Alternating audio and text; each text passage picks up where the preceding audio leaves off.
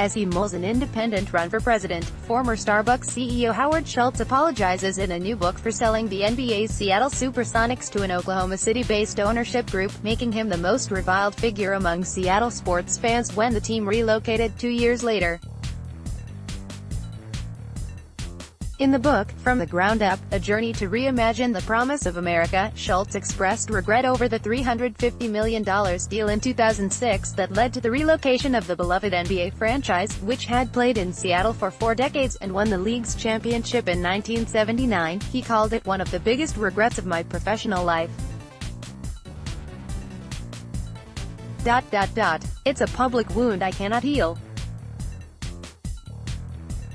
For that I will forever be deeply sorry. After failing to secure a new arena, Schultz sold the team to Clay Bennett, an Oklahoma City businessman. But Bennett moved the team to his home city 2 years later and renamed it the Thunder. Oklahoma City Thunder broadcaster under fire over cotton picking comment: Seattle has been without an NBA team ever since. Although the city held on to its women's pro team, the Seattle Storm of the WNBA, almost everyone blamed me, and after some initial denial, I realized they were right to do so, Schultz wrote.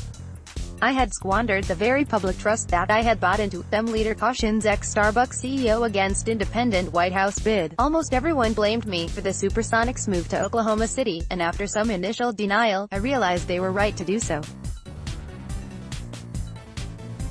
I had squandered the very public trust that I had bought into. Howard Schultz, former Starbucks CEO and former NBA team owner. In his book, Schultz writes that he should have waited for a local buyer to emerge. The sharpest pains hit me not when I'm publicly insulted, but when I'm walking or driving and see someone wearing a SuperSonics t-shirt or cap, KOFR-TV in Oklahoma City reported.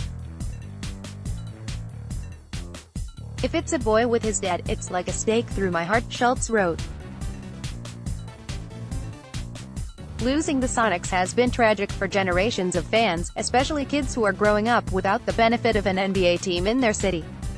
It's a public wound I cannot heal. For that I will forever be deeply sorry, but some Seattle sports fans see Schultz's mea culpa as self-serving as he publicly considers run for president. Click here to get the Fox News app. It's hard to think we'd have seen an apology from Schultz had he not been eyeing the presidency, a Seattle Times columnist wrote. It's hard to think we'd have heard, I'm sorry, if he wasn't selling a book.